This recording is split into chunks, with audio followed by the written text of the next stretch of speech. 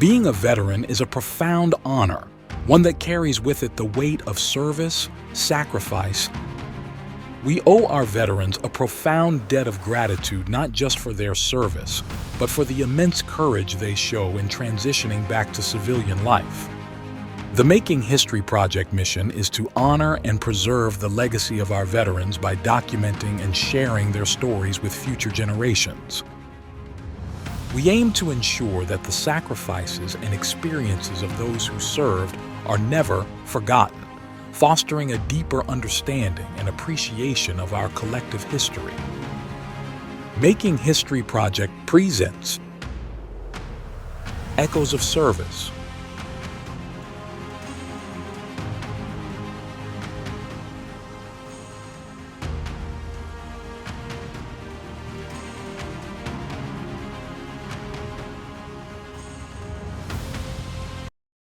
All right, this is Patrick Russell. I'm interviewing Derek Auguste for the first time. This interview is taking place at the University of Miami, and we are here on December the 9th, 2024, and this interview is taking place on the campus of the University of Miami in Coral Gables, Florida.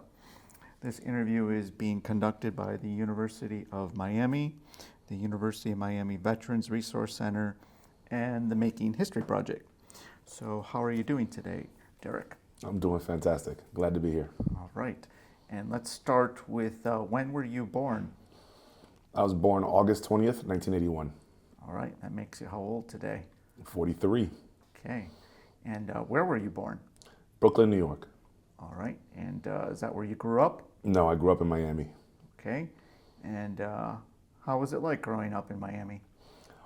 It was great. I mean, I think it was definitely a different experience had I grown up in New York City. I think Miami afforded the opportunity to have a life outside in the grass and swimming and things of that nature. So I definitely enjoyed my time growing up here in Miami.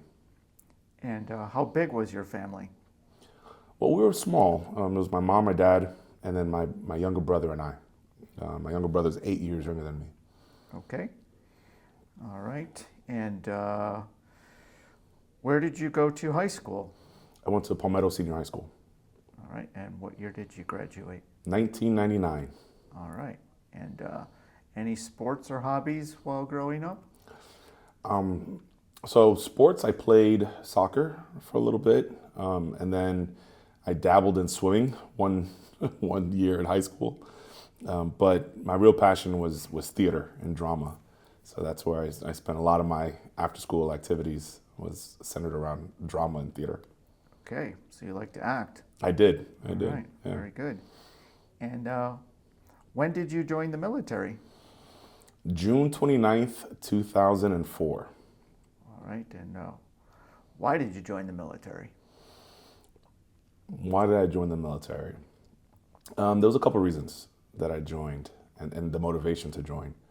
I became a young dad. I was 19 when my daughter was born, and I wanted to give her a life and give my family a life that as a 19-year-old without any college degree or any real future plans, understood that it was going to be a challenge to be able to give them the life that I desired. And I also saw within myself that I had some qualities that were lacking. Discipline, resiliency, perseverance. Those are things that I never really had to encounter or face. If things got hard, I would quit. It wouldn't bother me. It would just be something that, okay, on to the next thing. And so I joined the Army to get those intangible skills, discipline, perseverance, resiliency, and to get a marketable job skill. At the time, I thought computers were the wave of the future, and the Army provided an opportunity for me to get hands-on training, working with computers and networks and things of that nature. And the decision that the Army would provide you with discipline and resilience, this was from your own inspiration? A little bit. My dad was drafted during Vietnam. He never got sent to Vietnam because he wasn't a U.S. citizen. He was from Trinidad and Tobago. And at the time, my girlfriend, her brother had just gotten back from serving in the Army, and he was deployed to Bosnia. So this was mid-90s. And just seeing how my dad operated, my dad was somebody very routine, very just methodical. And he would share very little about his military experience and his Army experience. But the things he did talk about, where he would say things like, in the military, you had to clean the top of your shaving can, right? Like that was something that would be inspected. And so he would always make sure his shaving, kit was always clean and always put together, always in order. Hey, put stuff back where you found it, all that kind of stuff. So while he never shared with me his military experience, he definitely imparted in me some of that. And I was able to connect the dots once I began serving. Once I went through basic training and I realized, oh, okay, those are the things that my dad shared with me. I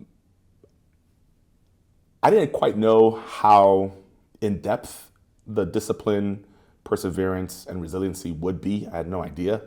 The one thing I did know is, well, I have to sign a 4-year contract. There's no quitting. Like, I have to do it. So at the very least, there's going to be some perseverance and resilience just dealing with that and going through this 4-year commitment. So I thought. And prior to joining the military, so you enlisted. Mm-hmm, I did. So prior to that, what were you doing?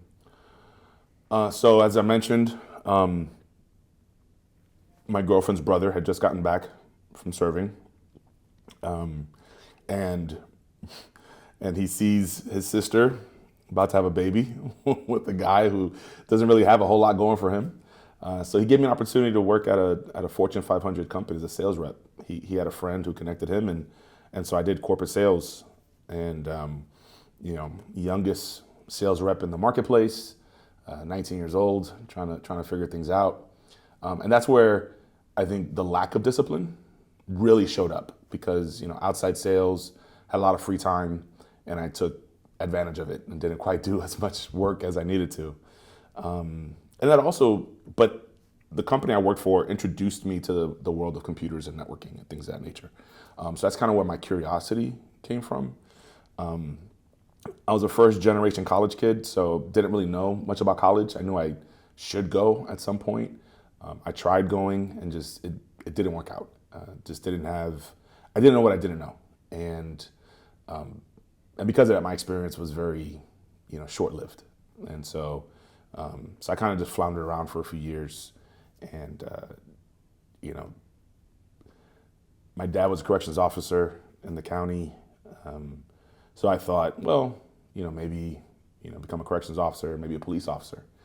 When I brought those ideas up, my girlfriend told me she'd leave me, and so that's a big motivating factor to not pursue those paths, because I wanted to be with her. I wanted to be, she was the mother of my child, and I knew that we could have a future together. And so when I said, well, what about the military? What about, and she was like, well, that sounds like a better idea. Because she knew I wasn't going to try to be infantry or anything like that. Like, it was going to be, something computer related or something along those lines. And so she was okay with that. And any other family members in the military in the past? So my dad is one of 6 brothers. One of 7. He has, the youngest is a sister. So of the 6 brothers, 3 were drafted during Vietnam. All of them were Trinidadian citizens, so none of them went to Vietnam. But yeah, so those my 2 uncles served in the military, and all the military experience that, or military connected, stems from my dad's side at the time.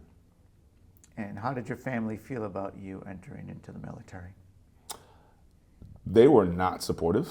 This was 2004, so this was, Iraq was going on, Afghanistan was going on, and my dad, always told me, look, I don't want you to join the military. I don't want you to join the Army. Do something else. And I remember saying to them, look, I have to take care of my family. You're not going to take care of my family. You've raised me to be able to make decisions on my own, and this is a decision that I'm making. And so whether you agree with it or not, this is a choice I'm going to take for me and my family. And I think once I kind of express it in that manner, there was a bit more ease. My mom had zero experience with the military. So, and even because, her and my dad got together after his time in service. So she had no relationship whatsoever to the military. So it was a foreign thing for her. So she was, freaking out, right, to say the least. And then, my girlfriend's side of the family was supportive. They understood, what I was trying to do. And so yeah, that was kind of how that went down. Okay, and you chose the U.S. Army? I did. All right, and why? So I originally thought it was going to be the Air Force. I went and spoke to an Air Force recruiter, and he said, well, you have to get married. And if you want, I can't do anything until you're married. And I said, okay, all right, that's fair enough. At the time, I wasn't really ready for that step yet. So I said, okay, let me kind of go back to the drawing board. And my brother-in-law's best friend that he served with was on vacation, and he happened to be an Army recruiter in New Jersey. And so we went out to dinner together. I think my brother-in-law planned this, but we went out to dinner together, right? And my brother-in-law says to him, hey, he's thinking about joining the Air Force. Can you believe that? And so he's like, wait, what? Hold on a second. And so he asked me, he's like, why do you want to join the Air Force? And I said, well, I want a technical job. The living is good, right? Good quality of living and things of that nature. And he said, okay, but there's technical jobs in the Army, and the standard of living, it's not that far off. You're not going to be like in a 5-star to a 3-star, right? It's going to be somewhat comparable. But he said, you got a young child, right? What's the most important thing to you? And I said, well, making rank, getting as much money as I can is really important to me. He said, well, the Army offers some of the fastest promotion out of all the branches in the military. So you might want to consider the Army as a viable option, especially if you're interested in getting rank. And you say only going to be in for 4 years, right? I said, yep, only doing 4 years. She said, might as well go into the organization that will give you the best chance at ranking up as quickly as possible in that time that you have. And that was it. I said, that makes like a lot of sense. And so the Army was the branch I ended up choosing. Went to basic, went to AIT, and I was actually home doing hometown recruiting, where the Air Force recruiter finally called me 6 months later and was like, hey, you still thinking about joining the Air Force? I said, nope, giving that dream up, my man. Giving that dream up. And what were your dates of service then in the military? June 29th, 2004 to August 7th, 2015.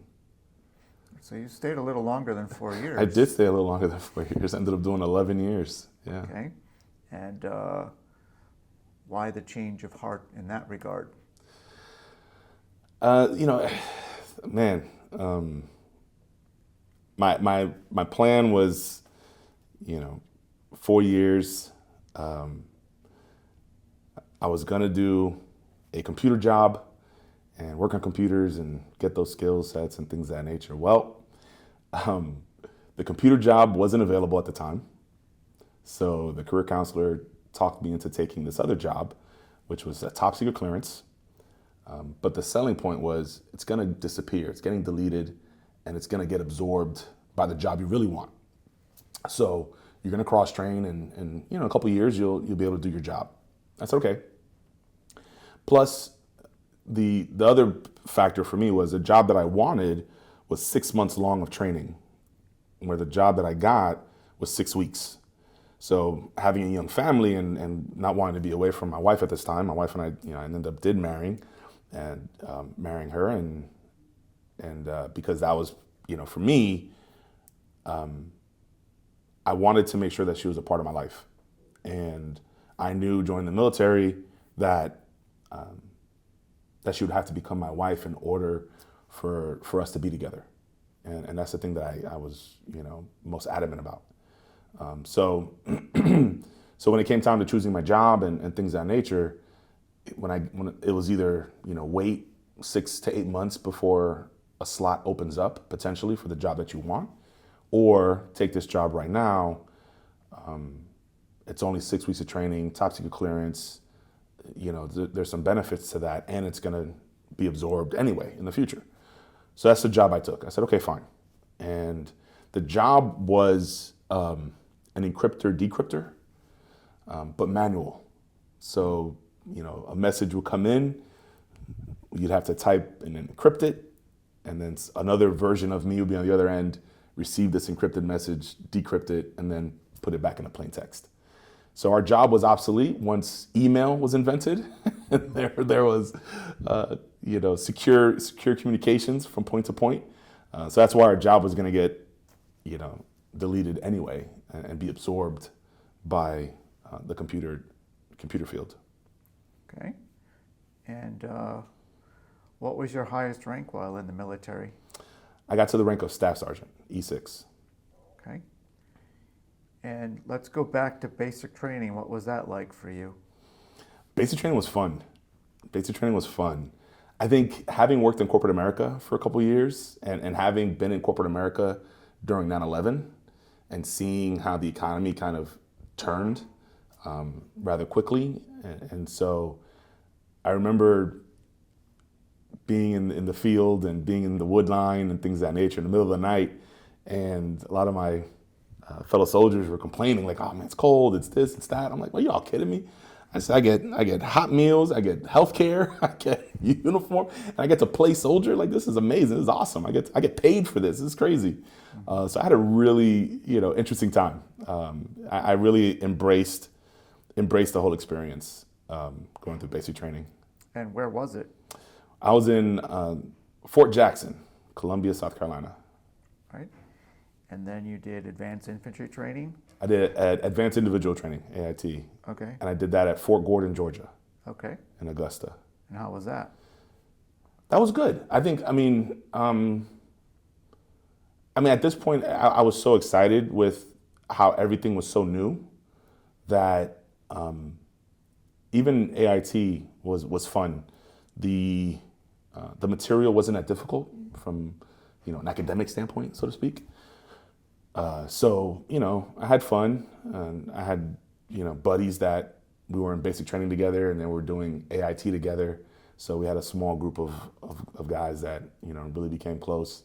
And yeah, it was some fun times, a lot of jokes and silliness that happens as part of being in the military that you just have stories to tell. So it's all good. And what unit were you initially assigned to? So I was initially assigned, after AIT, I was initially assigned to 141 Signal Battalion in Wiesbaden, Germany.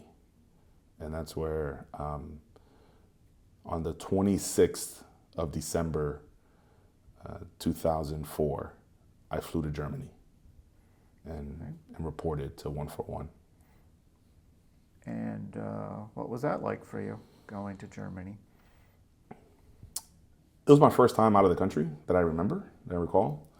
And so there was some apprehension, not fear of the unknown.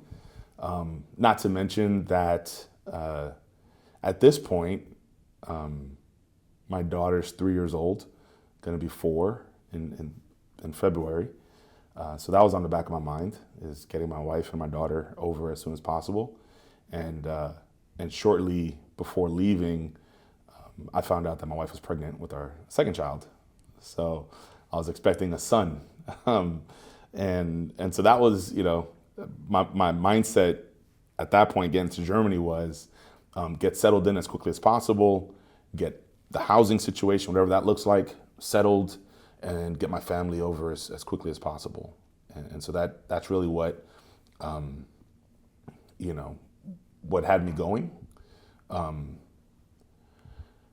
Wintertime in Germany's interesting, but I remember going to like cultural immersion class and having to learn a few words in German, and they took us on a tour of a town nearby. So yeah, it was really interesting just to kind of go through that cultural immersion and meet some folks who had been there a little bit longer than me, and show me the ropes and things of that nature. So that was pretty cool. And eventually, did you reunite with your family in Wiesbaden? I did. Yeah, they flew. My family flew and landed in Frankfurt, rented a car, and went to go pick them up at the airport. Got pulled over by the Polizei, which was interesting because they do it a little bit differently there than they do here. Cops get in front of you and slow you down as opposed to flashing lights behind you. So I wasn't ready for that. So they pulled me over and turns out just mixed identity. They asked me and started talking to me in German. I'm like, I'm sorry, I'm an American. Oh, you're a soldier. Okay, never mind. Go on. Have a good day. And so just let me go about my way. So that was my introduction to that.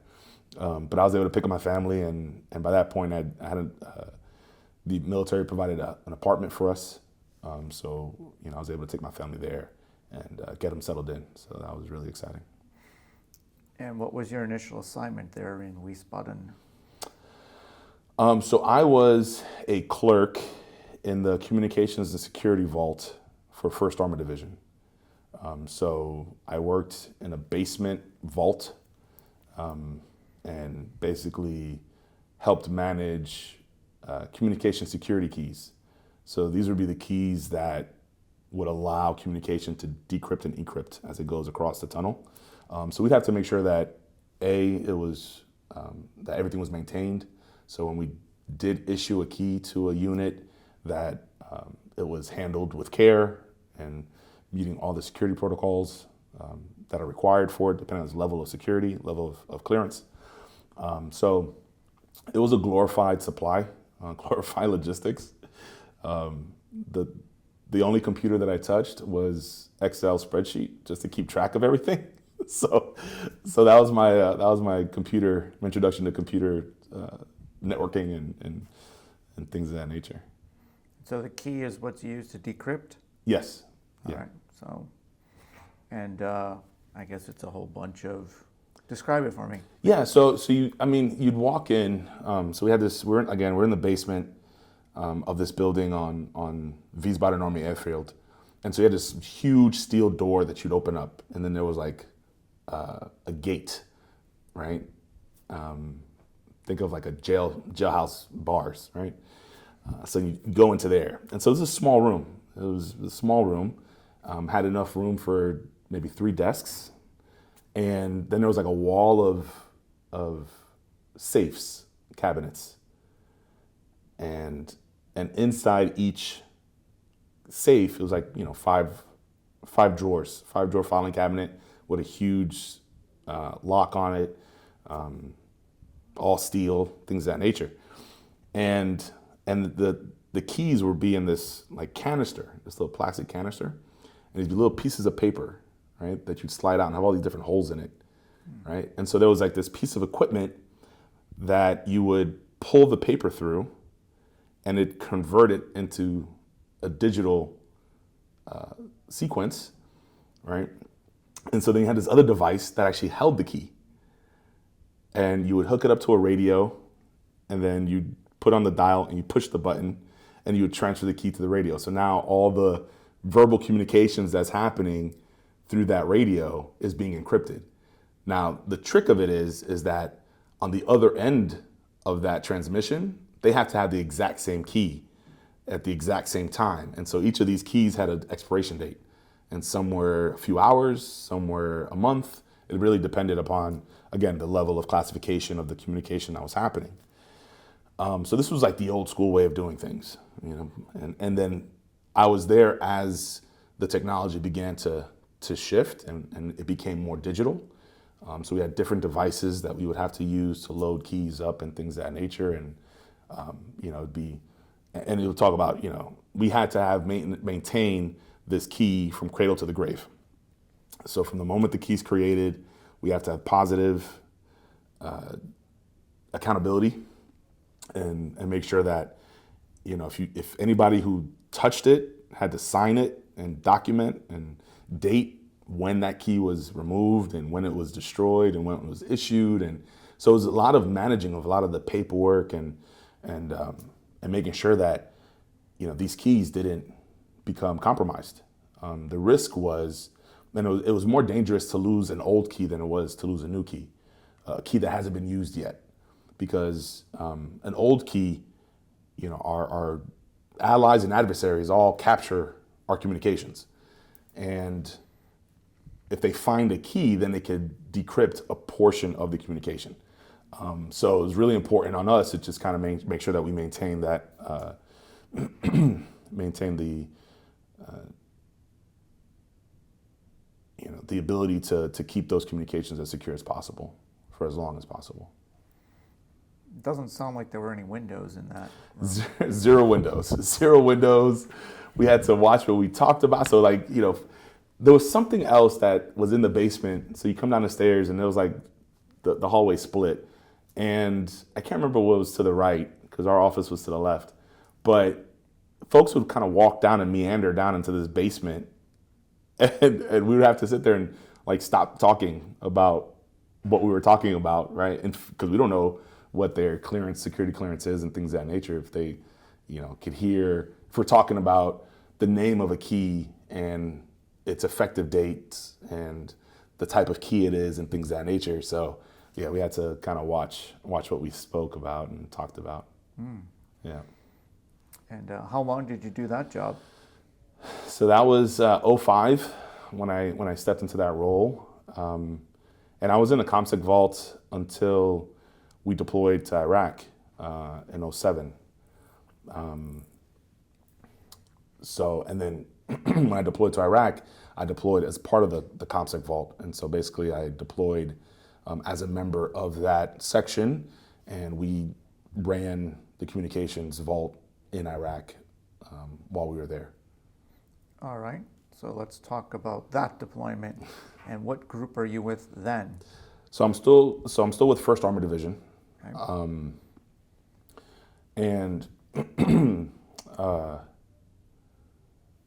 And still being with 1st Armored Division. 1st Armored Division was deploying to Multinational Division North.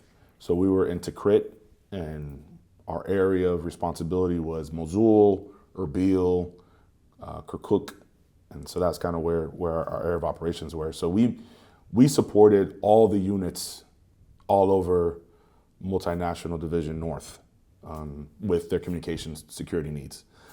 That's where it became tricky because you'd have, an infantry unit that would have their secure device used to, load up all their radios and things of that nature.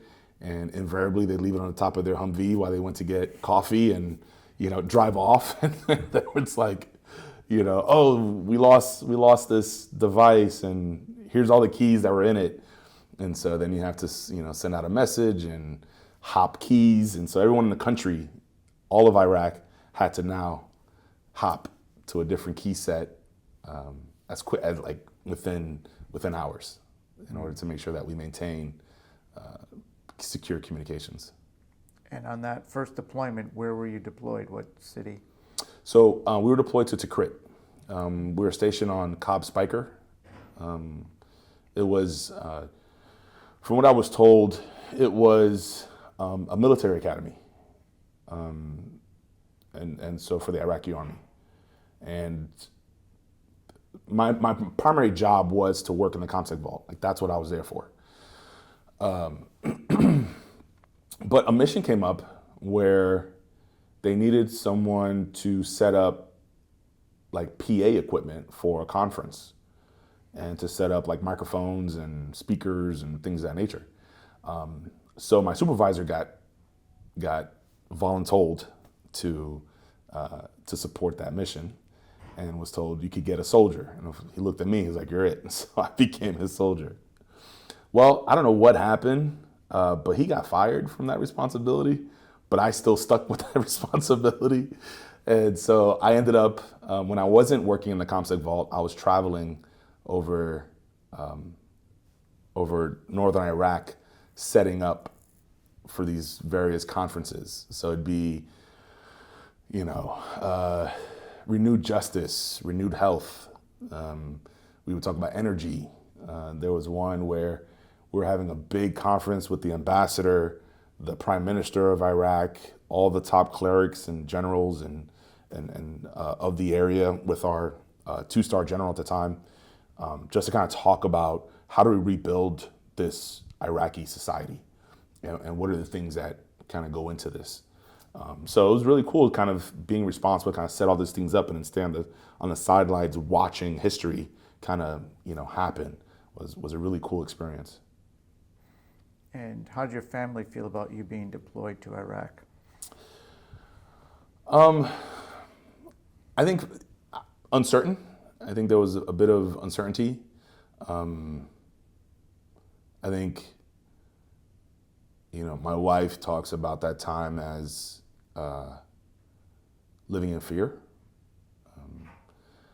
And even though I was predominantly on base, I would say probably about at least 75% of my time was on base. And about 25% I'd be flying somewhere on a helicopter or, driving on a vehicle. And it was probably only a couple times where, the hairs on the back of my neck raised, where I'm like, this doesn't feel right. But yeah, I think, I remember calling home. Thankfully, because of, being part of the communications and the comms team, you get access to, phone service relatively. Most folks are standing in line for hours, and I could just walk into the office, pick up the line, and call home as frequently as I wanted to or could. And so I would do that. I would try to be in communication with the family as much as possible. And what was it like to be in that part of the country during that time? What did you see?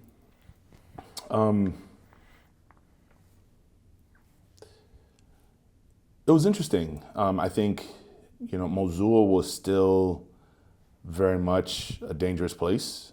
Diyala was still very much a dangerous place at that time. There was still a lot of insurgency fighting. This is kind of the time when General Petraeus was making his counterinsurgency shift and paying Iraqis to not kill us. So there was, a shift in terms of we weren't being attacked as much, which was nice. But one of the roles that I had was to monitor a satellite feed. I had to keep a satellite feed on in my office. Again, in case the feed went down, make sure that has the right key, because it's a top secret feed. So I would monitor it just to make sure it's up and running. And then if it went down, I'd have to run outside and troubleshoot the satellite and make sure that, the key hasn't changed or anything like that. And so I would watch, some of the feeds and watch some of the battles that were happening, right outside the gate, so to speak, in the villages near town. And it was, it was just you get to a point, for me, I got to a point where I got comfortable with the idea of dying. Like, it was just something that I lived with, right? It's like, at any point in time, a rocket could come over, or I could be on a helicopter going somewhere, or I could be driving down a road, or, or all kinds of stuff. I'd fly down to Baghdad for different reasons to get equipment or get stuff, and have to spend a couple days in Baghdad. And Baghdad was constantly getting mortared. So it was a stark difference from where my base was. We barely got mortared. We had a huge buffer zone around our base. So even if a mortar did come or did try to hit us, it landed in the buffer zone, and there wouldn't even be an alarm or announcement or anything like that. So going to Baghdad and having to the Iraq is literally on the other side of this concrete wall, which, was different. I remember going to Diyala, and I would go to Diyala frequently because it was, because we were so focused on stabilizing Diyala. We had a unit in the government center of Diyala, and it was in the heart of the city. And I remember showing up there, and I'm looking up, and I'm standing in this fishbowl. I'm just looking up, and I see all the tops of all these buildings all around us, and I'm like, this isn't safe. I just don't think this is this is safe. And of course, the guys who've been there a while are joking, and they're like, oh yeah, no man, the contractor, they won't go up there because they keep shooting holes in our water jug, and they don't want to go up there and they're afraid of getting shot. So we haven't had a chance to take a shower in a couple of days because there's no water on base. And I was like, oh man, it was just an interesting experience, just being there. And then you go to Erbil, and Erbil's in Kurdistan. They're protected by the Peshmerga, and it was a completely different environment. It was like being somewhere in the Midwest. It was peaceful, it was calm, it was serene. Our base was the base that we shared with the Korean Army. And so, the Koreans were hanging out, playing soccer and softball and just having a good old time, and I remember running around the perimeter, just doing my morning run.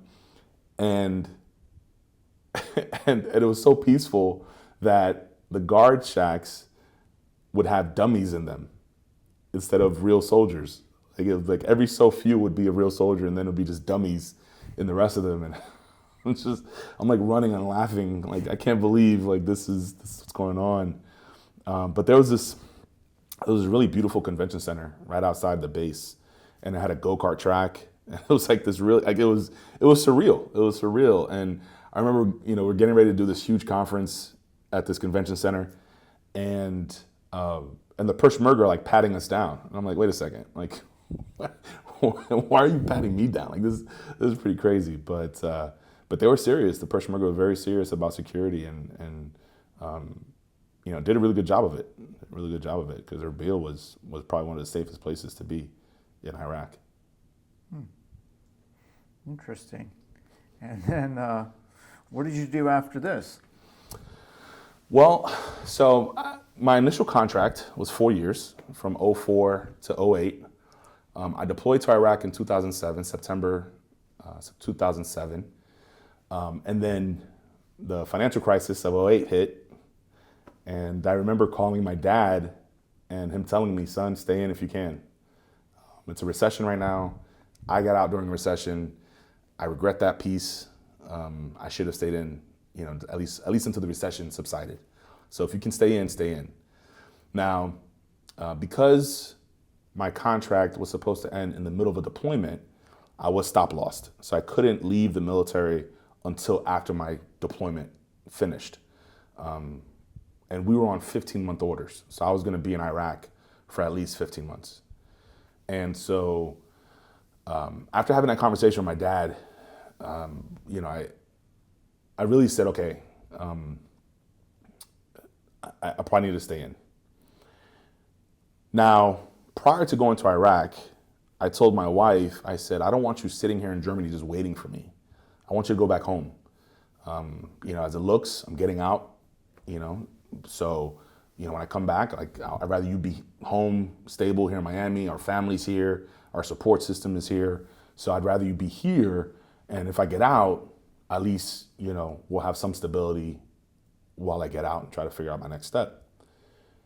And I remember telling my wife, I'm coming back to Miami either in uniform or not in uniform, but I'm coming back to Miami. So when I'm in Iraq, I began asking folks for help to get a position in a duty station in Miami. And everyone laughed at me. Everybody laughed at me. Sergeant Major on down. This was like, what? Miami? Okay, whatever. But I knew, I had done my research, and I knew that United States Southern Command was here. And I had called and spoke to the personnel, the NCO in charge of personnel. I'll never forget him. It was Sergeant, Sheridan, Sergeant Sheridan. Because I always remember because of the city in Broward, the exit off I-95. So I was like, Sergeant Sheridan. So I remember talking to Sergeant Sheridan, months, right? Like, hey, Sergeant Sheridan, is there a slot? Here's my MOS, here's my rank. Like, is there a slot available for me? He's like, yep, there's a slot available for you. It's filled. I said, that's okay. It's all right. It can be filled. All right. I just need to know if it's available, because I don't want to go in and ask for something and find out that it doesn't exist. But if it exists, that means there's an opportunity for me to get it. And so that was my mentality. And anytime anybody asked me, are you going to re-enlist? Are you going to stay in? And I would say, I'll sign the paperwork today if the assignment is Miami. And everyone laughed and walked away. And I remember our re-enlistment NCO came and spoke to me. And I told him the same thing. I said, Sergeant, I will sign right now if the assignment says Miami. And his response was, okay, give me a realistic assignment, and then I'll do what I can to get you Miami. I was like, what's a realistic assignment? He's like, well, Fort Hood, Fort Bragg, all the places nobody wanted to go to. Right? And so I was like, okay. I said, well, okay, if I get an assignment to Miami, will you put it on my contract? He's like, if you bring me an assignment to Miami, I will put it on your contract. I'll make sure you get every bonus you're eligible for. I'll make sure you get everything you're entitled to. I said, fair enough. And out of all the people I spoke to, right, all the leaders around me, there was one warrant officer, Warrant Officer Donner. He kind of pulled me in his office and he's like, look, you're a good soldier. I want to help you out. I have a lot of friends in recruiting command. And so if you want to get to Miami, I can, get you, recruiting. And I said, listen, sir, I appreciate the offer. I did corporate sales before I joined. The last thing I want to do is do sales in the Army. So let me see if there anything else pans out. And if nothing else pans out, I will take you up on your offer and I will go to Miami and I'll do recruiting. He said, okay, fair enough. And he was the only person that really picked up the phone and actually tried to call someone on my behalf at Southcom and called one of his warrant officer buddies to see if there was an assignment for me and he could get me in. So that was that, right? And I said, okay. So I remember walking out of his office and there was this Sergeant First Class Mormon. He was this old, grumpy, just had this really raspy voice and everybody couldn't stand him because he was so mean. Everyone was like, oh, he's so mean. I was like, the guy, he was just, he wanted things the way he wanted them, right? And he was responsible for signing out the vehicles. So anytime you wanted to go to the chow hall, right? You'd sign out a vehicle. If we had to go to the mail room and pick up a bunch of mailboxes, we'd sign out a vehicle to drive on base to go get everything. And his rule was sign it out. When you sign it back in, make sure it's full of gas and make sure it's clean. Simple request. And to make sure you sign it back in, right? And leave the keys. That was simple rules. I'd follow it every single time. I'd come, I'd sign out the keys. Hey, sir, I'm taking the key, I'm going to this, come back. He'd come, he'd spot check me, of course, right? As trust but verify, right? So he would go out and every time the vehicle was clean, the vehicle was fully gassed. And so that was Sergeant Mormon, right? That was like his pet peeve, right? And that was the thing that he wanted to make sure that was like one of the simplest things to keep straight, and people always jacked it up. So I remember this one day I'm walking out of the warrant officer's office and he calls me over. Auguste, come here. I said, yes, Sergeant. He goes, I hear you want to go to Miami. I said, Roger, that's where my family's at. That's where I love to go. He's like, all right, call this Sergeant Major. Don't use my name. I left on bad terms. See if they have an assignment for you in Florida. I said, okay, Sergeant, we'll do. So I take this Post-it note, go back to my office, and I call this Sergeant Major. And at this point, I'm an E5, buck sergeant, just made, brand new non-commissioned officer. And so here I am calling a sergeant major, right? So you think of like, a first line supervisor. Now you're calling, the head of, department out of the blue. It's not something you necessarily do. Even in the military, it's not something that you do. So I remember picking up the phone, calling the sergeant major up. Sergeant major's like, how you doing? I said, hey, Sergeant Major, I'm Sergeant Auguste. I'm trying to see if there's an assignment in Florida for me. And he's like, Sergeant Auguste, okay. What are you, E7? Negative, Sergeant Major. What, E6? Negative, Sergeant Major. What kind of sergeant are you? I was like, E5? He's like, how'd you get my number? I was like, I Googled it, Sergeant Major. So he's like, all right. He said, all right, Sergeant. He said, look, I tell you what. I want you to call one of my first sergeants to see if he has any positions, because he oversees all the units in Florida. So let me get in contact with him and, let him know Sergeant Major called you. I said, okay, got it. So I took down the first sergeant's number, picked up the phone, called first sergeant. It was a similar thing. First sergeant was like, was like, hey, First Sergeant August, trying to see if you have an assignment for me in Florida, if there's one available. And he's like, wait, E8? I said, negative First Sergeant. E6? Negative First Sergeant. What kind of sergeant are you? So I'm like, E5 Sergeant. He's like, okay, all right. Are you airborne? I was like, I will be. All right, good answer. He's all right, let me see. Oh man, no, I got nothing in Tampa. I got one spot in Homestead. That's all I got. I said, First Sergeant, that's all you have, First Sergeant, I'll take it. Well, I'm saying I was doing backflips, in my mind, like, oh my goodness. And for him to, say, oh, I'm sorry, I don't have anything in Tampa for you, but I got Homestead. I was like, oh, thank goodness. So that he gave me the phone number to a civilian woman who handles all the assignments, and she slots people and things of that nature. So he said, yeah, give her a call, let her know I called you, and give her this assignment number. I said, okay. So I call the lady, and so she starts asking me some questions, and she's like, what's your social security number? So I give her my social security number, and she sees me. She sees I'm in 1st Armored Division in Spiker, Iraq. And she's like, oh, poor baby, let me get you taken care of. And so what she did for me was she coded that assignment with my social security number. So only me, I'm the only person that could fill that slot. Because if, you don't know if someone else is looking at that slot trying to fill it, or, there's an assignment manager somewhere trying to fill that slot. So by her coding it with my social security number protected me and allowed me to go to my reenlistment NCO, give him the assignment number. He put it on my contract, and I reenlisted for that assignment in Homestead Air Force Base. Okay. So the journey now continues to Homestead. Yes. All So right. after Iraq, we head back to Germany for 3 months as part of our reintegration. I'm alone. My wife and kids are in Miami. So trying to, figure things out and kind of settle back in. The unit that I was going to was an airborne unit, so I had to go to airborne school prior to arriving. What was integration like? Tell me about that. Integration. This was 09. I got back from Iraq end of 08, beginning of 09, somewhere around there.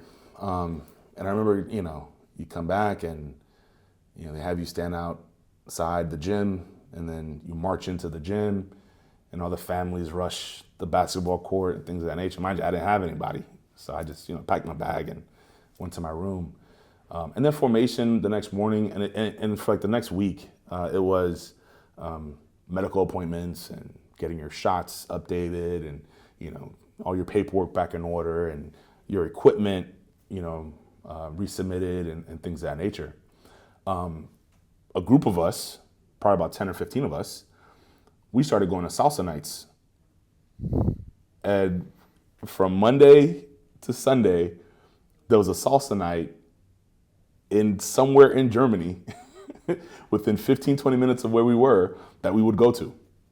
And this group of us would just go to these different bars, going to salsa nights, throughout these different bars in Germany, and partied. I mean, it was just one of those things where, we partied, and then during the day it was, a bunch of paperwork and stuff like that. Unpacking, waiting for equipment to arrive from Iraq to unpack and sort and inventory and things of that nature. So it was relatively early days, we'd finish work about 3 p.m. and, see you tomorrow morning. And so, everybody take a nap and, go out, get ready for salsa night somewhere. Okay. Any counseling coming back from Iraq? So it was a really interesting thing that they had at that time. So mental health was still a stigma at that time, right? You didn't talk about mental health. You didn't talk about those things. You kept it to yourself. You didn't want to be known as a person going to the 13th floor of the hospital. And so There's a 13th floor. That's what they call it. That's what they call it. 13th floor. That's what they call it. That's where the crazies go. 13th floor. So they implemented this really interesting thing where there was a therapist, and they weren't part of the clinic. They were just on the base, and they had like a regular phone number, all right, a regular German phone number, and you could call them and schedule a time to meet with them, and they'll meet with you anywhere. Didn't matter. And I used them. I called, and I remember having a meeting like in the basement of the chapel, right? And having someone kind of just try to sort out for me what was going on in my head. One thing that they didn't talk to us about that I wish they would have was that who you have to become to survive an environment like Iraq is not who you are. And I wish I would have been articulated to me, because I thought who I was in Iraq was really who I am. And I say that is, I was angry, I was agitated, I was frustrated, I was a real jerk. And I was like, well, this has to be who I am, because my family's not around, it's just me. It's just me. And so this is really who I am. And so, how could I be a husband if I don't know how to love? How can I be a father if I don't know how to love, right? And these were things that I was, contending with. And I remember coming back and really just, really like not looking forward to going home because of who I thought I was and the person I thought I had become. And so that's where, like, talking to a therapist kind of sort of helped. The problem is there was no documentation, right? There wasn't any like follow-on care, right? It was just, I met with them a couple times and they left because they only did like a few weeks rotations, right? To keep that anonymity piece of it going, right? Where folks could see them in secret and not feel like, you don't want the cat out of the bag that you're talking to a head doctor, right? So that, great in theory. In practice, though, it probably wasn't the best thing, because nothing that I was dealing with got resolved. And so it was just a matter of, okay, well, at least I know I'm not crazy, but I still feel this way. So, all right, well, I have to get ready to go to airborne school. Like, I have a career that I need to focus on. I left Germany. I flew to Fort Benning, Georgia, and did my 3 weeks of airborne school. At graduation from airborne school, I told the black hat, don't pin me. Just put my wings in my hand.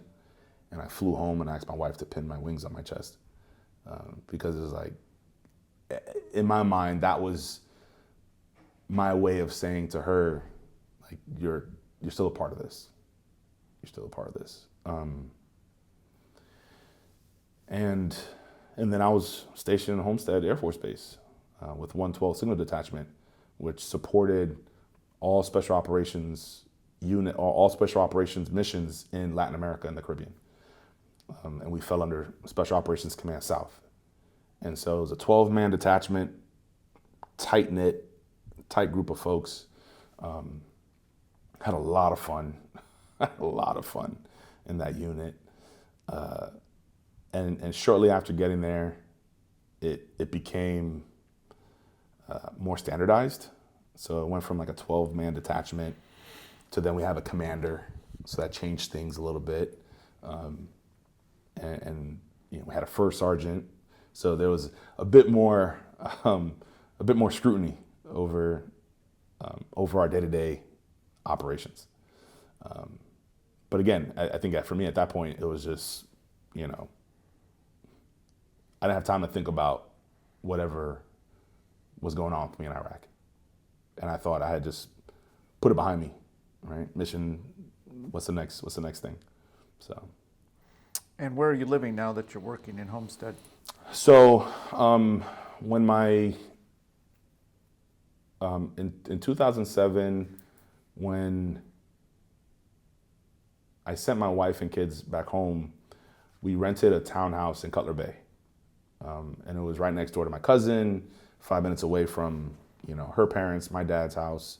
So, my best friend lived a couple doors down. So, strategically picked this townhouse so that she would be around people that could look after her and support her and help her in what she needed to. When I re-enlisted in Iraq, my re-enlistment NCO kept true to his word and gave me every bonus I was eligible for. So I did get a $20,000 bonus for re-enlisting in Iraq. And, here it is, 2009, housing market tanks. And, I was in a position to buy a house. And I bought a house right outside of the Air Force Base, 2 miles away from the gate to the Air Force Base. So that was really convenient, especially like running in the morning to work, leave my uniform there and shower and change. And then, in the afternoons, either run back or catch a ride with one of the guys back to my house. But yeah, I ended up living right outside the base. Okay. And what was your typical day like during that mission? Yeah, so it was interesting because up until this point, I really hadn't touched computers, right? And now I'm here at this signal detachment, and I'm part of the tactical local area network team, the TACLAN team, where our job is to set up networks for these special operations unit. So it's like, you have to program this server, you have to set up all these computers, make sure the operating systems are running, make sure they're, connected to the satellite properly and all this other stuff. Build out the Active Directory, build out, the virtual machines. Like, it was this whole thing. Like, I had any idea what any of those things meant or did. And I got thrust into it, and I'm an E5. So it's like you're in charge of a team where my soldiers knew more than I did. And so my day typically was revolved around learning how to set the equipment up, how to tear it down, things of that nature. One of the first missions I had when I was down there was an exercise in Chile. And we're down there in Chile, and the team decided to put me on night shift and gave me the mission of setting up a SharePoint server. Now, there was no need for a SharePoint server, but they wanted me to learn something, and they figure if it's at night, nothing really is happening at night, so I won't break anything. So it'll be okay. They thought it'll be fine, and really that's what I did on night shift. I had this big manual and Google and Microsoft, and I taught myself how to set up a SharePoint server. So after about 10 days in the desert in Chile, right before we started tearing everything down, I had a SharePoint server stood up. And so that was, but I also had to learn how to set up a satellite dish. We had different satellite systems that we had to learn, radio networks. Because again, the interesting about difference between a 1st Armored Division big Army unit, and a 1st Armored Division is probably the biggest of big Army units you can get, a tank division, like it's just heavy. And it moves that way as an organization. It just moves very heavy, not a very nimble organization. And so you get into your slot and that's it. Like you're not moving out of there. Very rarely do you get any chance to kind of exposure outside of whatever it is that you're there to do. Flip that on its head, and that's special operations, where you have to be the jack of all trades. Because if you're in a small team, there's only at most 12 people to a team, and if one person goes down, they can't be the subject matter expert, because then your whole mission's over, right? It's the next man up mentality. And so it was like a whirlwind for me in terms of going from this very methodical, slow-moving organization, very structured, top-down, everything's done by SOPs, to we gotta get the mission. The mission has to happen, right? Be professional, but get it done. And it went from I remember in Iraq, I like sharing this story because it's so indicative of a big Army unit.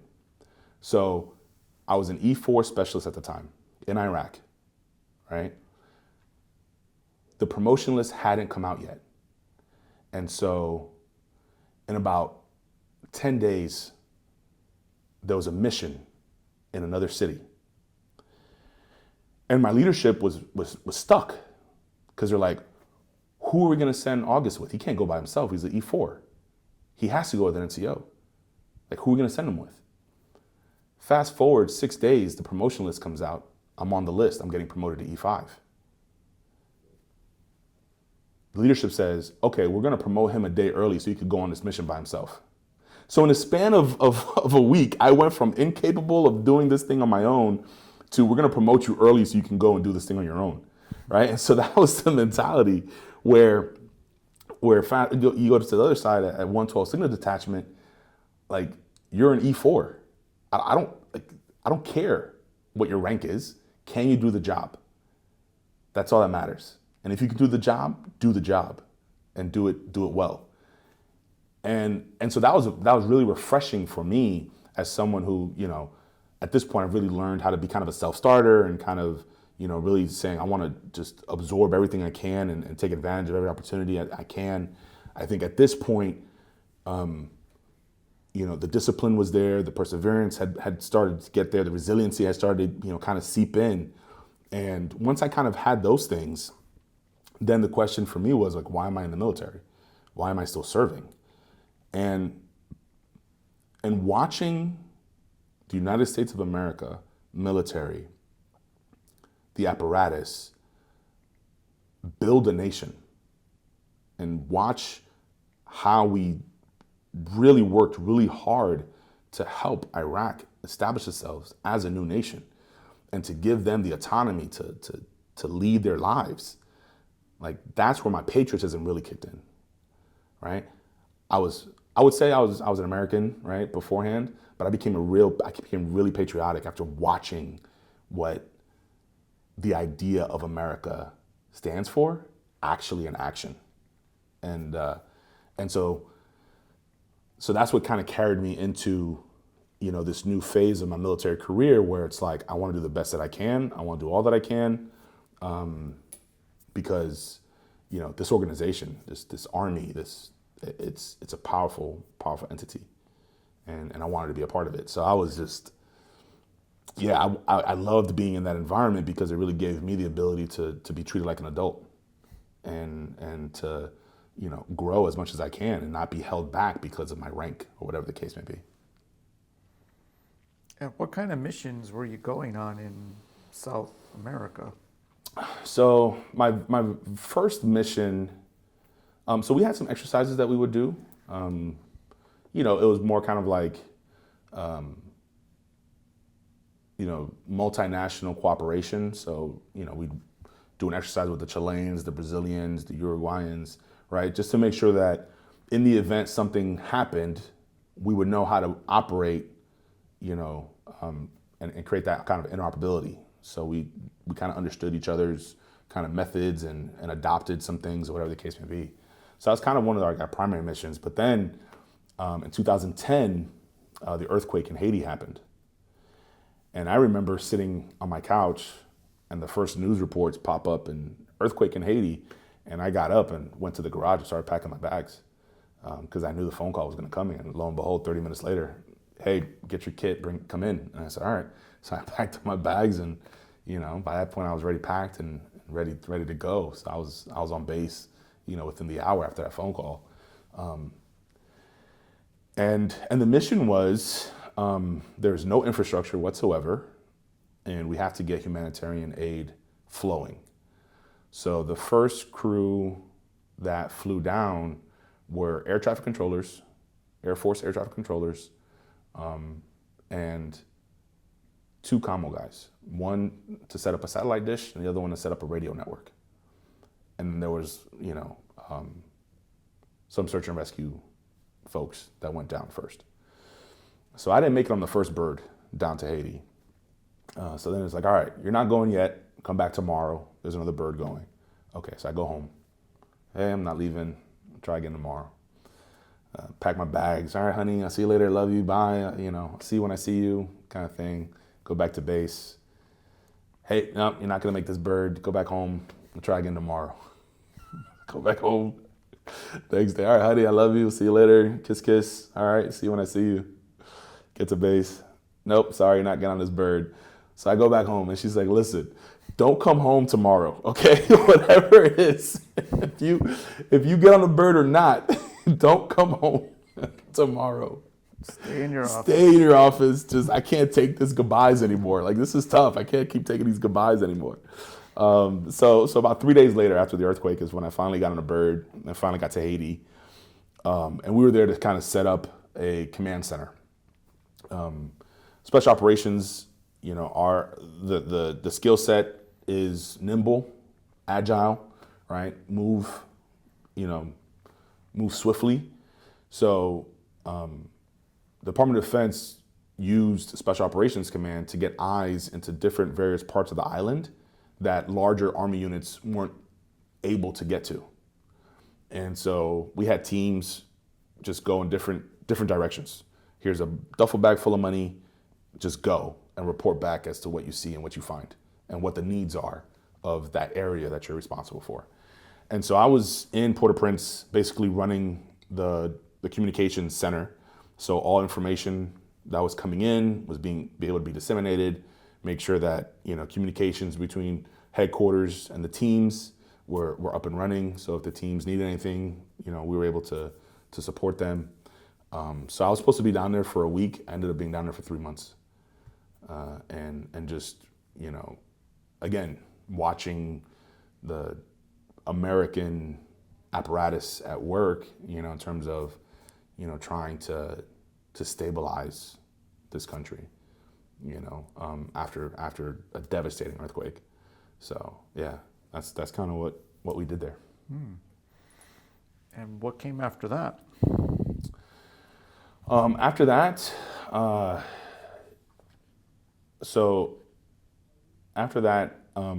it became running, training, a lot of training, in preparation for things that may or may not have happened. So just in case something happens, we're ready for it, type of thing. There was some exercises that we would do every year. So it was one of these cool exercises was called Forces Commando. And it was, think of like Olympics, but for special operations units.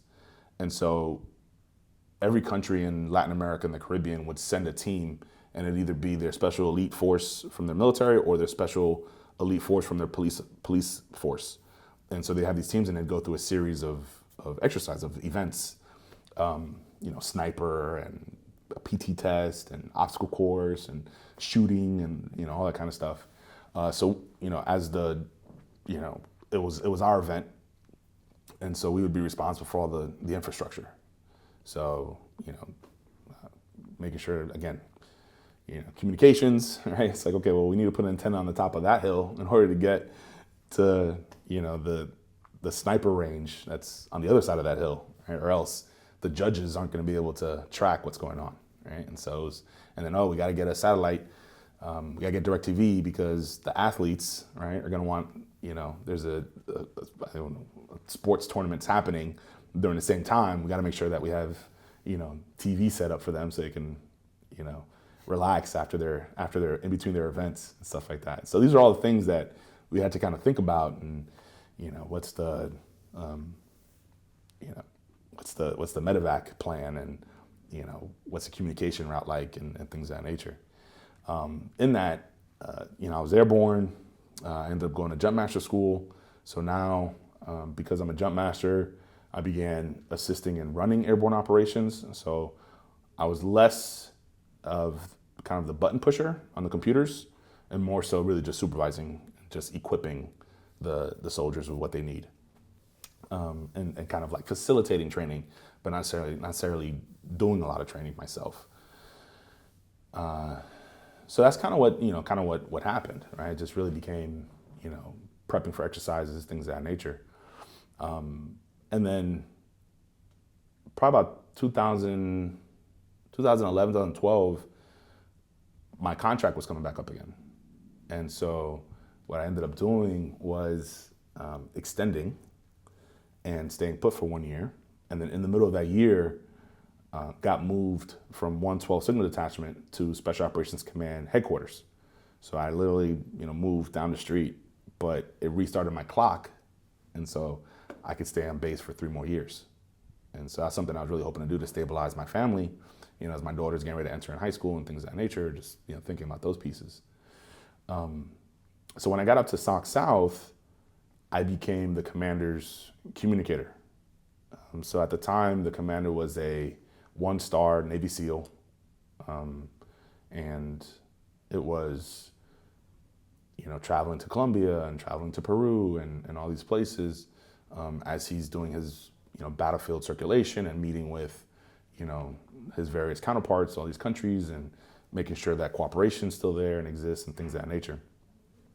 I was with him when Cartagena happened during the Obama administration. And so that was painful to watch. And just, the amount of phone calls he received and the amount of butt chewings he got. And I remember him asking, he's like, there was a dog handling team, but they weren't part of they're not part of my operation. Like, I don't have any dog handlers. Like, why am I getting yelled at for dog handlers when I don't even have dog handlers? Like, what's going on here? So he was the low man on the totem pole and had to take all the grief. And I remember, it's getting ready near the holidays and he's getting ready to go up to his parents' house. Right? I think he was in Connecticut somewhere. His parents' house. And it was, hey, get a kit ready because you might have to fly up to Connecticut in order to set up his comms in case the president wants to talk to him or, Secretary of Defense wants to talk to him. You just gotta be on standby. I'm like, it's Thanksgiving. Come on. Like, come on, man.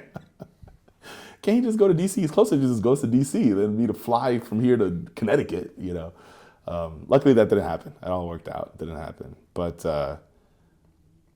we got past that and a new commander came in, had a very different approach. And his approach was, I don't need a communicator because I have leaders in my command that can make decisions for me. And while I'm away, they'll make those decisions and then brief me upon my return, right? I have my BlackBerry, right? I could check emails, right? That's all I really need. So he would take me on trips, but more of his like aide de camp. So I'd be sitting in the rooms as he's having meetings with the ambassadors, taking notes, as he's having meetings with, the chief of Coast Guard for the Belizean military, right? And I, take notes and things of that nature, and then, get back to the hotel and I'm typing up all these reports and sending it back and things of that nature. So it really kind of gave me exposure to diplomacy. And so that was a really, really cool experience. And then he fired me as his communicator. He's like, I don't need one. I said, okay, sir. All right, fair enough. And I remember one morning walking to his office and he was a big Cheaters fan. He loved watching Cheaters. At 11 a.m., like that was blocked off on his calendar. Like he's watching Cheaters. Cheaters is that reality TV show where the guy catches someone cheating on someone and like the girlfriend shows up with the cameras and, catches him in the act and all this stuff. Like for whatever reason, he got a kick out of that show, right? And he had his time blocked off on his calendar. Like, don't bother him for those 30 minutes. He's watching Cheaters. Just let him do his thing. So I remember one morning walking into his office and I see him kind of flipping through channels and it's all snowy, right, on his TV. And I was like, oh, sir, what's going on? He goes, oh, yeah, TV's busted. I said, well, I wish you had a communicator. Get right on that and get that fixed for you. So I don't know what's going to happen. Well, good luck with that, sir. Good luck with that. So he started laughing. He's like, all right, fair enough. That's fair enough, August. Fair enough. So I learned a lot from him from a leadership standpoint. I adopted a lot of my leadership style off of what I learned watching him and how he trusted people and cared about people, genuinely cared about folks. And so that was something that I cherished, being able to be that close and watch it live. And were a lot of these missions, were they narcotic related? So it's interesting, right? So while we were, so the Department of Defense doesn't have a narcotics mission, right? We're not part of the war on drugs, right? However, the routes that narco traffickers use can be used for all types of nefarious things. So weapons of mass destruction, illegal weapons, things of that nature. So that's where the Department of Defense gets involved in terms of how do we help our partner nations become really good at catching bad guys in order to prevent those routes to flow. And it was interesting, right? Because, to be like Belize, for example, what was happening in Belize was the cartels would buy a plane loaded up with cocaine and crash it and just take the drugs and leave the plane. And, it was what, $100,000 plane to carry a $5 million load. So the plane was part of the cost of doing business. And so farmers were taking money from the drug cartels and having just improvised runways. The interesting thing about Belize at the time was the air traffic controllers shut down at night. So there's no eyes on the airspace once it got dark. The radars turned off, like everybody went to bed, essentially. So the cartels were just flying at night, using star guidance, and, they had a truck waiting for them, and just leave the plane just sitting there. So one of the things we tried to do was try to teach the Belizean forces how to blow up runways in order to interrupt the flow, right? And then to encourage the Belize to establish 24-hour air operations, so they know what aircrafts are coming into their airspace and at what time and so that they can deploy their forces to that particular area, right? In order to make sure that they can capture these people when they land the plane and not miss them, or just see a plane sitting on the side of a road somewhere. So those are types of things that we would, kind of be involved with and trying to help the nations kind of think through those things and equipping their forces to do those things, and not necessarily rely on U.S. forces to do it. That's another skill set of special operations, is to train our partner nations to do the job, to handle their security, things of that nature, with our support and advice, but not to be able to do that for them. And we did that throughout. And there was a lot of interesting lessons learned. We were doing an exercise in Guyana, coming to find out that boats don't run in the rivers at night. So we had come up with this really cool plan, right, to execute this nighttime operation by going on a boat in the middle of the night. and the Guyanese military was like, that's not gonna work. I was like, well, that's perfect, it's a great idea. Like, the boat, it'll be silent, it'll be stealth, it'll be nighttime, we're good. And I was like, they're gonna know you're coming because no Guyanese person they're gonna know you're military, because Guyanese people don't use the river at night. And so it was like, oh, all right, well, let's regroup, and come up with a different plan. So there's a lot of these, yeah. Jump out of an airplane. Jump out of an airplane, yeah, exactly. So those are the the little things that kind of happened during that time span. That was really interesting. And then we're getting towards the end now of your military career. So how did you end it? Yeah. So I was an E6. 2015 was the end of my contract. And something about the Army is any reenlistment after 10 years, you reenlist indefinitely to retirement. So before, it was like 3 years, 4 years, 1 year extension, that kind of stuff. So at the end of 2015, it was going to be until 2025. Like, this was it, right? This was going to be until I retired. And to go from thinking I was just going to do 4 years to now looking like I'm going to retire, took some mental gymnastics on my part to kind of get comfortable with that idea. And so I kind of settled in. I said, okay, this is kind of what the strategy is, right? My strategy is going to be, I'm gonna drop my packet and go civil affairs, and change my MOS, get out of communications. One thing I learned during my entire military career is I do not like computers and networking, right? I like people and operations, and that really intrigued me. The diplomacy aspect of things really intrigued me. So civil affairs was the job that gave me an opportunity to do that. So my plan was to drop my packet and reclassify into civil affairs. But I was holding on to my packet to drop it about May timeframe because I wanted my kids to be on a June to June rotation cycle. I didn't want to interrupt their school year, right? I wanted to, if I changed stations, to have it be during the summertime. And so I'm holding on to my packet. I have it. It's all good to go. Everything's ready to go. May's right around the corner. End of March, beginning of April of 2015, I get an email saying, report to Fort Jackson, South Carolina for recruiting school. And I thought it was a joke. Like, I went downstairs to the training institute and I was like, hey, like, haha, joke, take this off, please. Like, what are you doing? And so she's like, that wasn't me. That was the Department of the Army. And you have to take it up with the Department of the Army to get that off of you. And I was like, wait, what?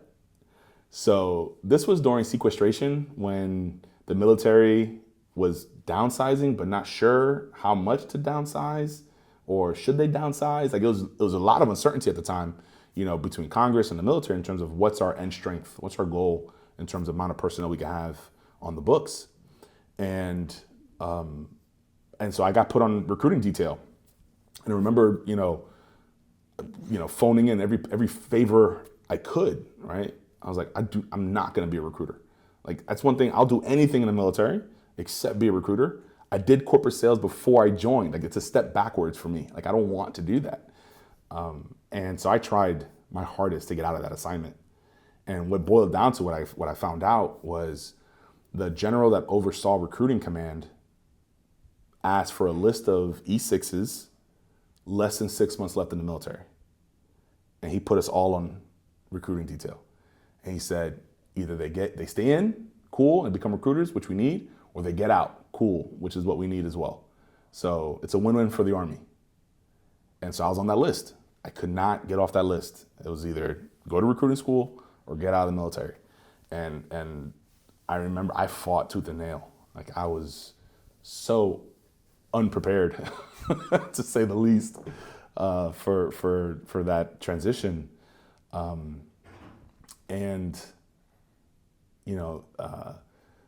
Both in 2014, both my parents were diagnosed with cancer. And by the beginning of 2015, they were both in remission. And my dad was a lot better than my mom. My mom, she needed a little bit more time to kind of heal up and get back on her feet and stuff like that. So I went to my command and I was like, hey, listen, like, can I get a 1-year deferment? Like, okay, fine. I'll do recruiting, but can you defer me for 1 year so that I can at least make sure that my family's stabilized before I, run off and go do this thing and destabilize my family. And I'll give a ton of respect for our command master chief. He's like, Derek, look, I'm sorry, but like, is your case worse off than somebody else's? Like, the military is the military. This is what you signed up for. So I'm not going to defer you for 1 year, because then every person that has some type of personal issue, now I'm gauging as who's more severe than not, right? And that's not fair to you. That's not fair to any of them. And I completely respected that. I was like, that's fair. That's honest. I appreciate it. And that's when I made the decision, like, yeah, I'm getting out. I'm getting out, because I was like, I need to be home. So yeah, and then walking through command as the person that's getting out of the military, I think for some folks it was a shock for a lot of people, because they thought I was going to do 20, right? They saw my career kind of going in a particular path, that I had a good future ahead of me. And so when they found out that I was getting out, it was like dead man walking. Like, oh man, this life's over. This life's over. Yeah, I had opportunities to cross over to the reserves and, switch from active duty to reserves. I was like, I'm not doing that. It's like, either my uniform is on or it's off. I can't see myself bouncing back and forth between the two. So I ended up just assigning my document saying I decline to accept my next assignment, and waited to get out. All right, and then ultimately that was when? August of 2015. Okay. And you're here Yes. in Miami. And then what do you decide to do with yourself? The only thing I knew was to use a GI Bill to go to school until I figured out what the heck I was going to do in my life. So that's what I did. I went to Miami-Dade College and finished up my associate's degree. I made my second attempt at FIU. I made my first attempt at FIU after high school. So I know how, shared how that went. So this was my second attempt at FIU. And it didn't go so well for different reasons. I was not aware. I was not aware, and B, I was not prepared for transition. In the sense that, the mental, physical, and emotional scars and injuries that I sustained all came at one fell swoop, and I didn't know how to deal with it.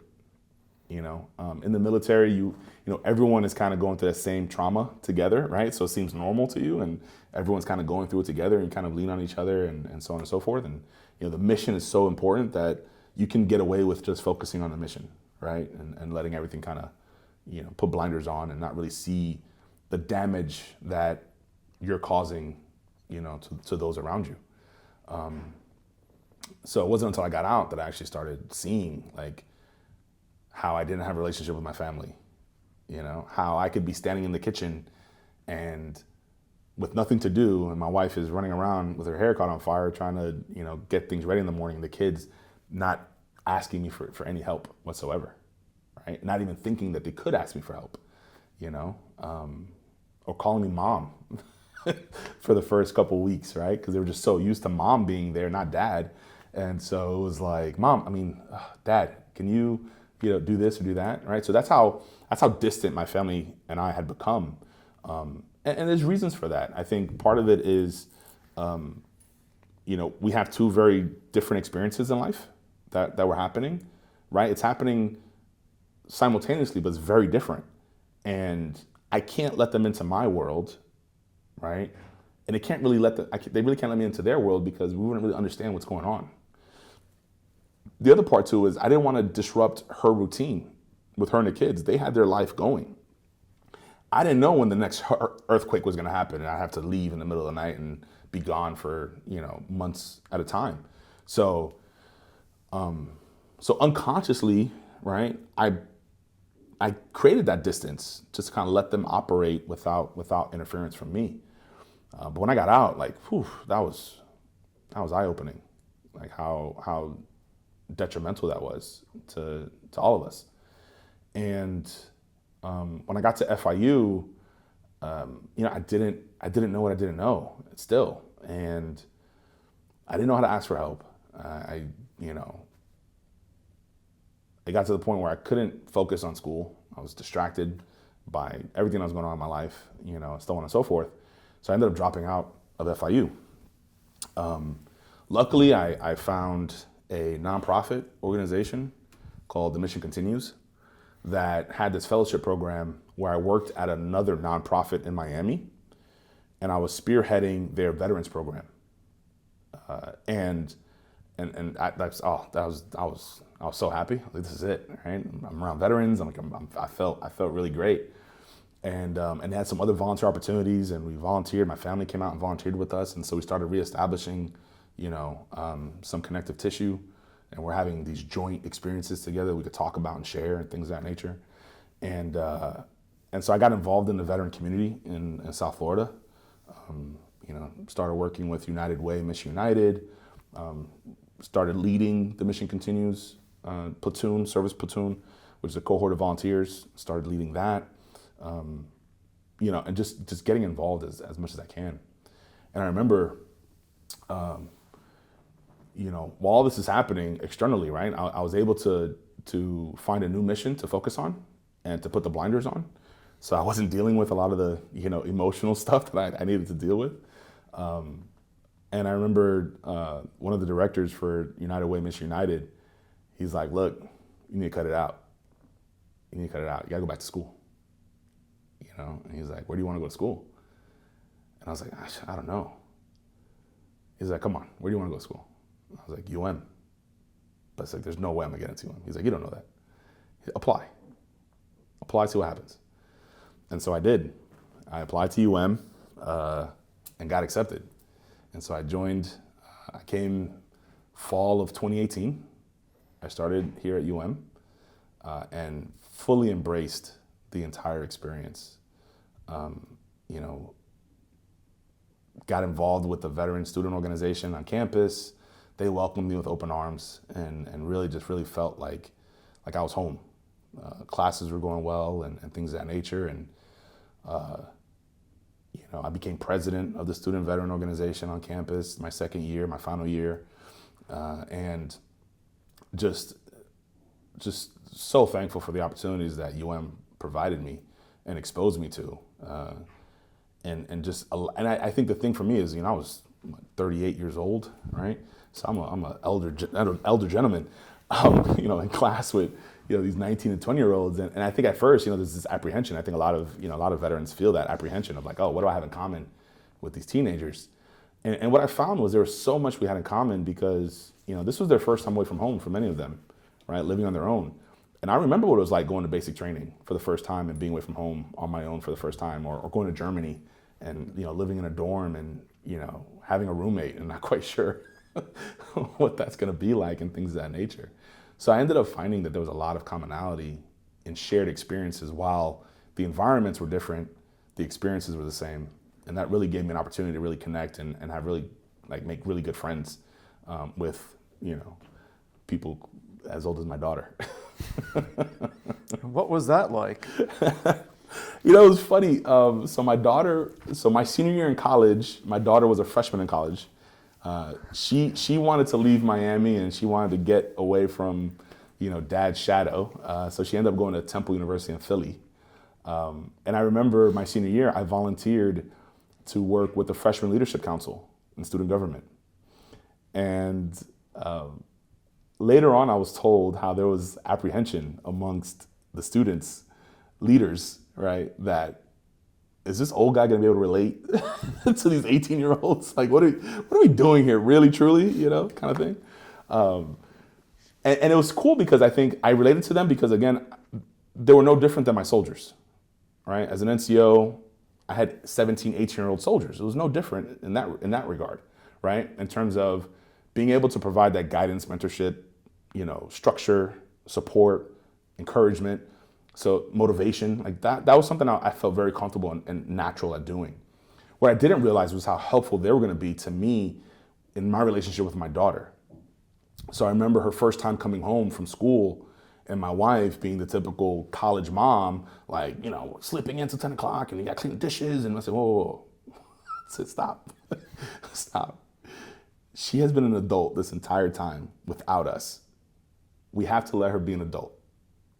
And I got that from the freshmen I was working with complaining about how their parents would treat them like they were still in high school, right? Even though they came home from college. And so I think my daughter and I had a really good relationship, you know, because of that, because I was able to understand her perspective and they would share it with me because, you know, I was like Uncle Derek, right? Like, oh, we'll just talk to Uncle Derek, you know? And I would be able to give them their parents' perspective, right? Like, well, let me tell you how it looks from our vantage point. And we had a blast. I mean, we really did have a blast. You know, had a really cool project come to life. You know, I had one project. It was to do, we had a team of 5 and we were supposed to put together some type of fundraising event. And they tried a couple different things and it crashed and burned, right? And so, and then COVID happens. And I remember having a meeting with them and saying, okay, COVID's here. What do we do? We got to adapt. Doesn't mean like, you know, yes, this is here, but it doesn't stop, right? What is it that we're going to do? And they ended up coming up with a sweatshirt campaign to raise money for shelters, to assist with buying PPE and things of that nature for homeless shelters so that folks had a way to protect themselves. And it was like that was just, you know, so cool for me to kind of sit back and be like, wow, I can't believe I was a part of that. And really is from my military experience, right? It's from adaptability and flexibility. And look, okay, you run into a problem, not a problem. There has to be an avenue of approach, right? Take a step back, gather yourself, and find the next course of action and execute. And so that's what I did. And after I graduated in 2020, which I think is also a unique experience for me to have to relate to students today. Like, I know what it's like to miss a graduation, right? You work so hard, and to have that taken from you, and to have your senior week of events taken from you, like, I know what that feels like. And then I started working for a national nonprofit that hosted academic boot camps to help enlisted service members prepare for college. I had gone through it myself, and it kind of changed my experience to higher ed, and really put me on a more steady footing.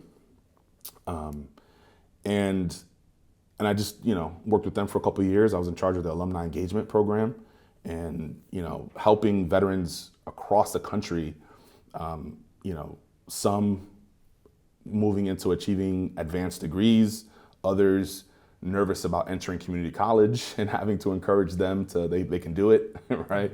And to shoot for the stars. And some of our more advanced folks, it's like, look, encouraging them to continue to, set the example for others to follow, and kind of, leave your footprint so we know where to step. And so that was just such a great experience for me, that really kind of prepared me for what I do today. And that's as a program director for the Office of Veteran Military Affairs at FIU. So I am in a master's program at FIU. So I'm committed to third time's the charm to get my degree from FIU. But all these experiences that I've had throughout the years, culminate in my ability to really understand where our students are right now. And also to take care of our family members.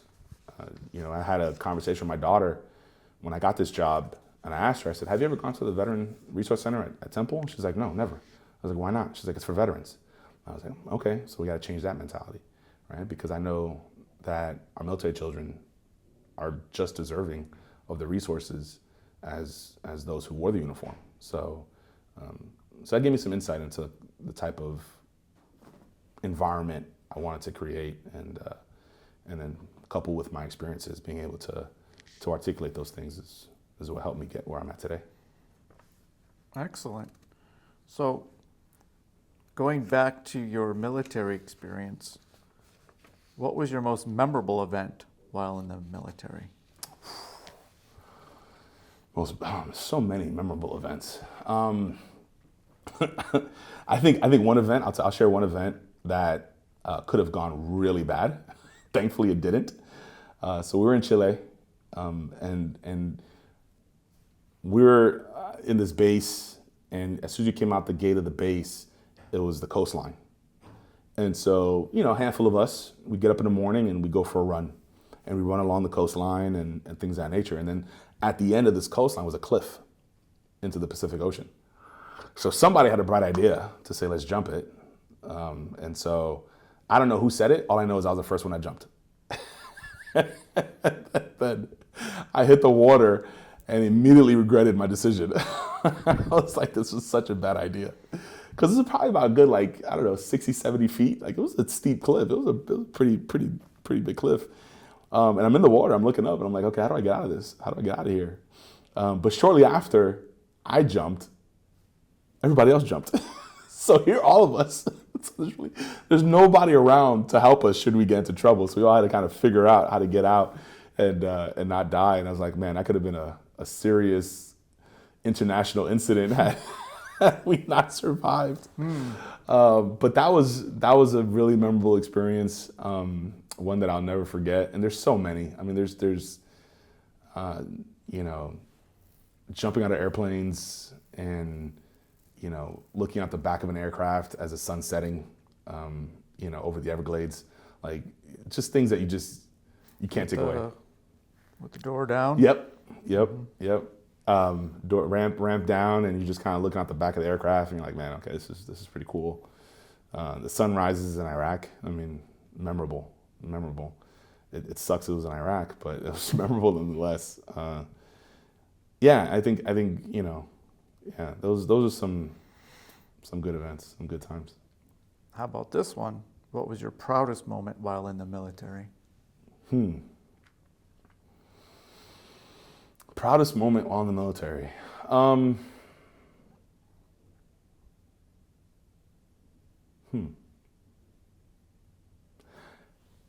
I think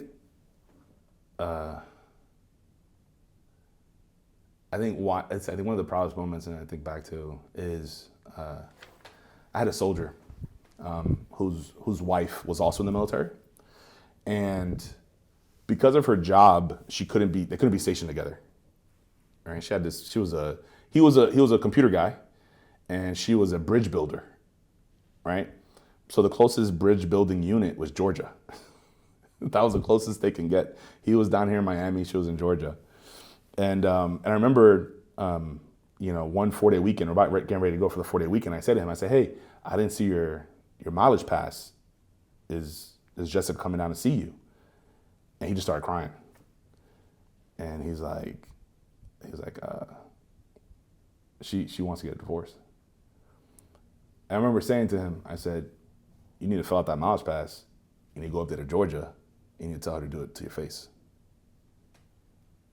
And I said, I expect to see your mileage pass on my desk this afternoon. And he's like, Roger. I said, go to her and say it to my face and see what happens. And then if she says it, okay, so be it. Then we will adjust and we'll figure out the next step. But at the very least, you need to go and, this is not what you want, right? He's like, no, it's not what I want. I said, okay, go fight for it. And they're still married to this day, have 2 beautiful kids. And he still calls me to this day and just is like, man, that moment, changed everything for me. And just, I think that was one of the proudest moments of my military career, for me to be able to, as a leader, have that type of relationship with my soldiers, to know what was going on with them in their lives, and to be some type of positive force in their lives. That's a different kind of an experience for sure. Absolutely. Are you also Uncle Derek to those children? I am Uncle Derek to those kids, yeah. All right. Yep. Excellent. So now circling back to the University of Miami, Mm-hmm. How did your military service impact you as a student jumping onto campus? What was that like? I think being a Miami kid, coming to campus, I was just awestruck. I was actually sharing today that I had never set foot on UM's campus prior to becoming a student.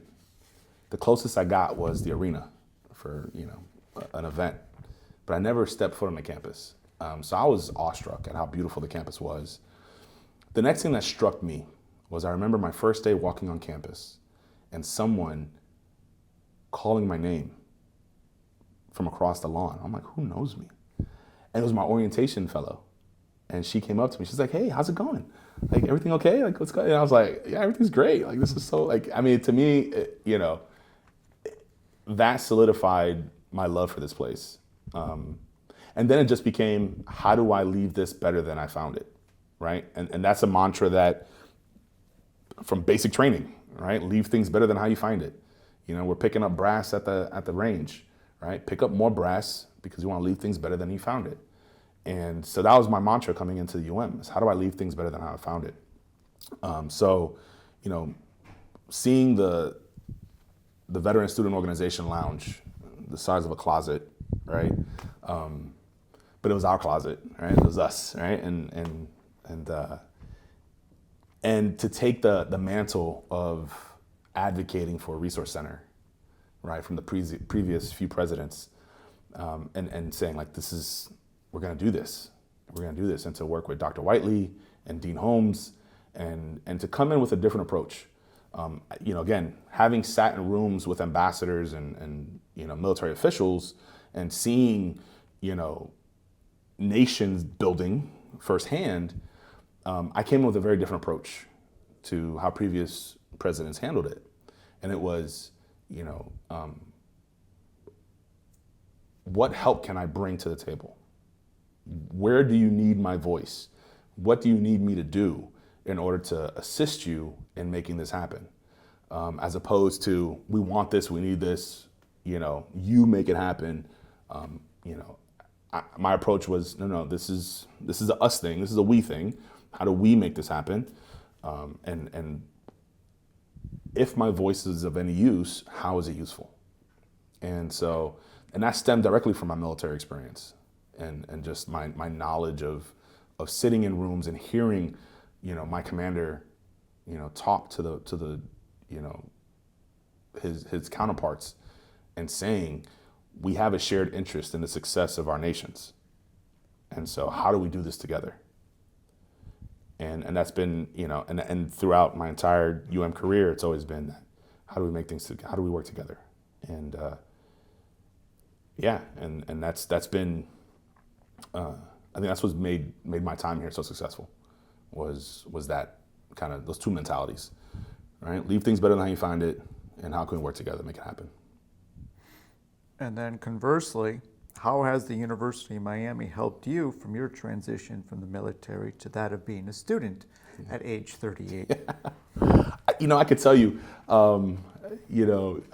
Dr. Simon was my faculty advisor, and Dr. Simon was a captain during Vietnam in the Marine Corps. And I remember one time I wasn't doing so well in his class, and he called me in his office, and he's like, he called me to task. Very, very forcefully, like a military officer would, right?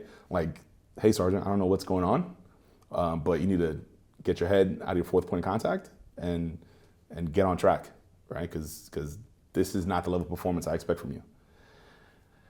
And I was like, okay, wow, okay. Like, the thing that provided to me was caring.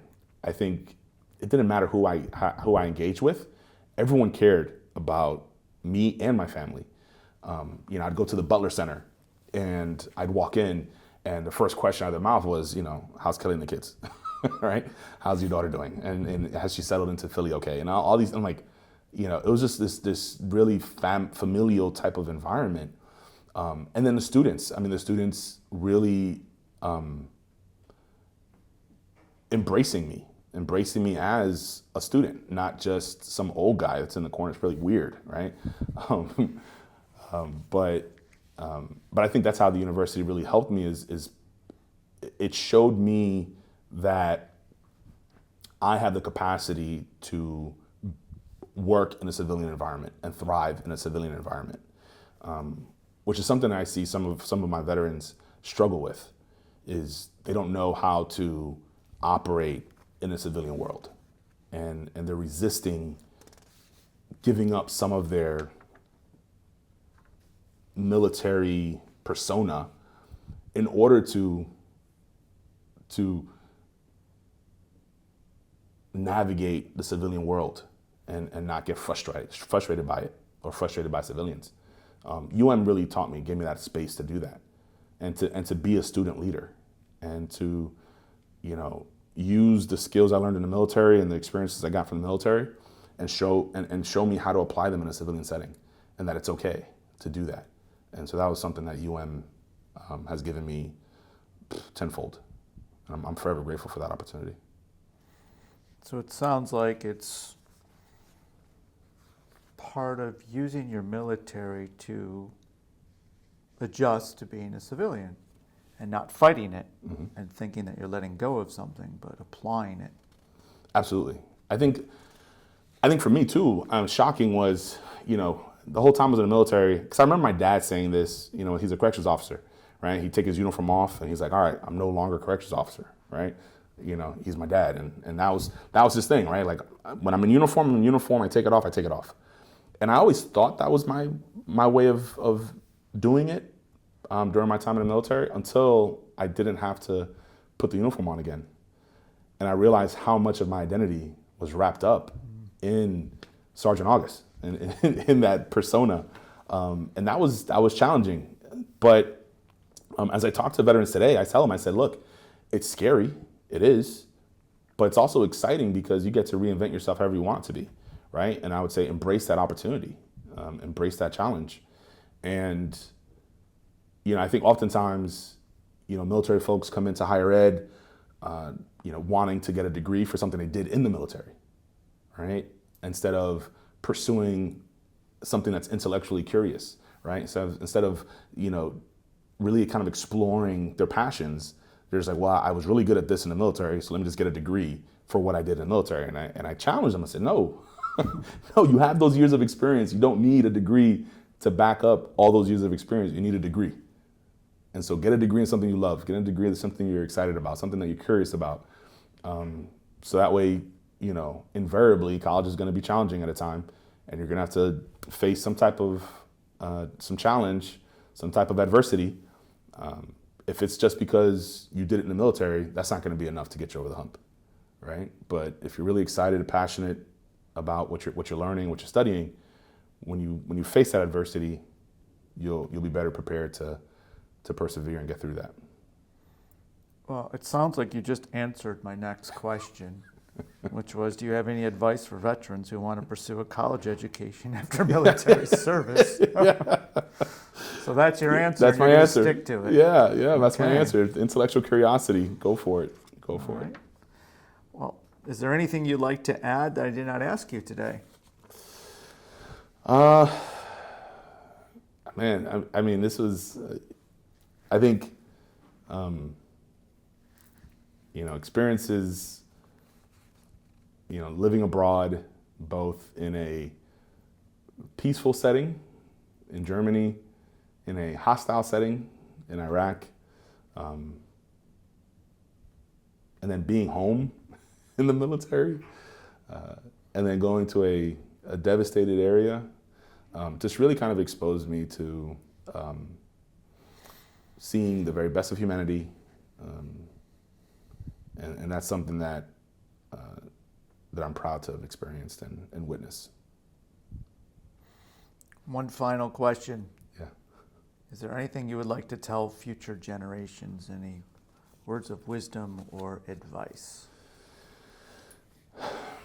What I would say is, you get more out of helping others than the idea of helping others. So, for example, volunteering was more therapeutic for me than it might have been for the actual work that I was doing, right? And the cause that I was fighting for. So I'd encourage generations to, not shy away from opportunities to give back. And even if you have nothing physically, you still have time, you still have talents, you still have compassion. And those are worth more than any material thing we could ever ask for. And I encourage you to get that sense of serving something bigger than yourself, and whatever that may look like. For me, it was serving the military, serving a cause bigger than myself. But just find an opportunity to do that, because it really puts your life in perspective. That's some excellent words of advice, Derek. Thanks. Well, I want to thank you so much for spending the time with me and sharing your story. And likewise, I'd like to thank you for everything you've done for our country. Thank you, Patrick. I can't thank you enough for hosting this and putting this together. This was such a cool experience. And thank you for the time to share my story. And go Canes. Go Canes. It's all about the U. The honor of being a veteran is not just in the recognition by others, but in the deep personal pride of having fulfilled a sacred duty. In celebrating veterans, we acknowledge the strength, resilience, and integrity that they represent. Through dedicated research, heartfelt storytelling, and community engagement, it ensures that the legacy of service endures and that future generations never forget the courage and dedication that have shaped our world. The Making History Project is dedicated to honoring and preserving the voices of our veterans. Thank you for your support.